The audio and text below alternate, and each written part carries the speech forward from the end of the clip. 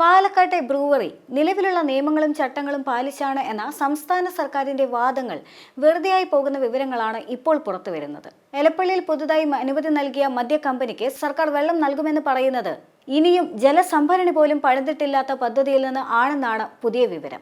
പദ്ധതിക്ക് ആവശ്യമായ വെള്ളം നൽകാൻ വാട്ടർ അതോറിറ്റി അനുമതി നൽകിയിട്ടുണ്ട് എന്നാണ് സർക്കാരിന് വേണ്ടി അഡീഷണൽ ചീഫ് സെക്രട്ടറി പുറപ്പെടുവിപ്പിച്ച ഉത്തരവിൽ പറയുന്നത്. കമ്പനിക്ക് പ്രതിദിനം 80 ദശലക്ഷം ലിറ്റർ വെള്ളം വേണമെന്നായിരുന്നു ആവശ്യം. ഇതിനു പുറമെ മഴവെള്ള കൊയ്ത്തും കമ്പനി പദ്ധതിയിൽ ഉൾപ്പെടുത്തിയിട്ടുണ്ടെന്നും അതിനാൽ തന്നെ ജലചൂഷണം പൂർണ്ണമായും ഒഴിവാക്കാൻ സാധിക്കുമെന്നുമുള്ള സർക്കാർ വിശദീകരണം തുടക്കത്തിലെ തന്നെ താളം തെറ്റുകയാണ്. കിൻഫ്ര അധികൃതരുമായി വെള്ളം നൽകുന്നത് സംബന്ധിച്ച ഔദ്യോഗിക ചർച്ചകളൊന്നും തന്നെ നടന്നിട്ടില്ല എന്നാണ് നിലവിലെ സൂചന. കഞ്ചിക്കോട്ടെ കിൻഫ്ര വ്യവസായ പാർക്കിലേക്ക് മലമ്പുഴയിൽ നിന്ന് വെള്ളം എത്തിക്കാനാണ് പദ്ധതി തയ്യാറാക്കിയിരുന്നത്. ഇതാവട്ടെ പൈപ്പിടുന്നതിന് അനുമതി ലഭിക്കാത്തതിനെ തുടർന്ന് 4 വർഷമായി മുടങ്ങിക്കിടക്കുകയുമാണ്. കിൻഫ്ര പാർക്കിന് അകത്തുൾപ്പെടെ പൈപ്പ് ഇട്ടിട്ടുണ്ട് എങ്കിലും മുക്രോണിൽ റെയിൽവേ ട്രാക്കിന് സമാന്തരമായ ഭാഗത്തും ട്രാക്കിനടിയിലൂടെയും പണി ആരംഭിക്കാനായിട്ടില്ല.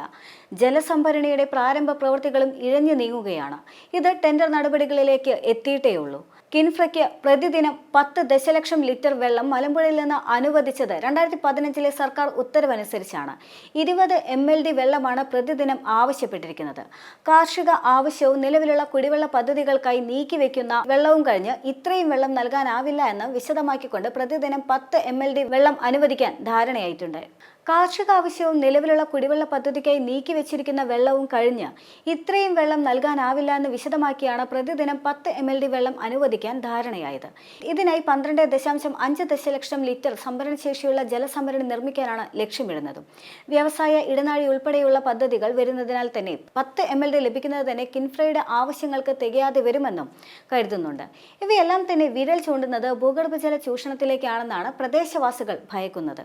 പാലക്കാട് ബ്രൂവറി അനുവദിച്ചതിൽ സർക്കാരിന്റെ നയമാറ്റവും തിടുക്കവുമെല്ലാം തന്നെ ഉയർത്തി കാണിച്ചുകൊണ്ട് പ്രതിപക്ഷം രംഗത്ത് വന്നിരുന്നു. ഒയാസിസ് കമ്പനിക്ക് മദ്യനിർമ്മാണശാല അനുവദിക്കാൻ സർക്കാർ നയം മാറ്റിയെന്നാണ് വിമർശനം.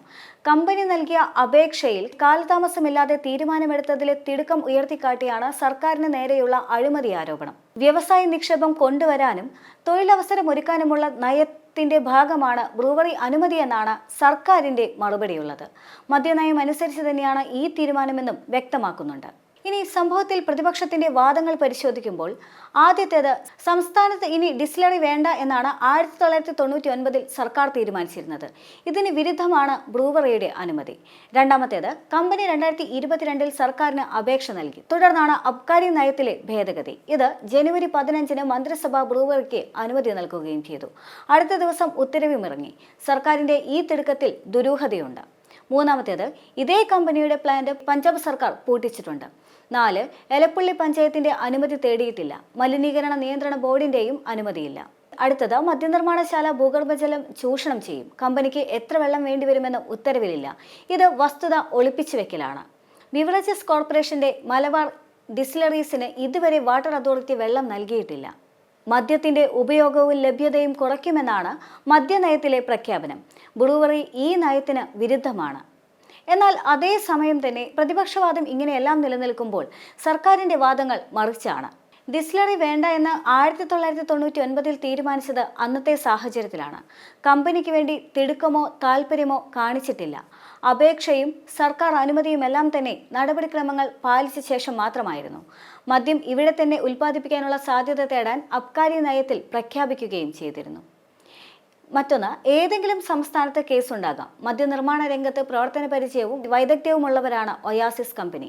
പ്രാരംഭാനുമതി മാത്രമേ നൽകിയിട്ടുള്ളൂ. മതിയായ എല്ലാ അനുമതിയും രേഖകളും കമ്പനി തന്നെ നേടേണ്ടതുണ്ട്. ഭൂഗർഭജലം ഉപയോഗിക്കില്ല എന്ന് കമ്പനി വ്യക്തമാക്കിയിട്ടുണ്ട്. ഒരു ചൂഷണവും അനുവദിക്കില്ല. വാട്ടർ അതോറിറ്റി വെള്ളം നൽകും. മഴവെള്ള സംഭരണവും ഉപയോഗിക്കും. ഒന്നും ഒളിക്കാനില്ല. മലബാർ ഡിസ്റ്റിലറിയിൽ നിന്ന് പിന്മാറിയിട്ടില്ല. കമ്പനിക്ക് വെള്ളം ലഭ്യമാക്കാനുള്ള നടപടികൾ പുരോഗമിക്കുകയുമാണ്. വ്യവസായം വളർത്തി വരുമാനം വർദ്ധിപ്പിക്കാനാണ് ബ്രൂവറി അനുമതി. മദ്യത്തിന്റെ കയറ്റുമതിയാണ് ലക്ഷ്യം വെക്കുന്നത്.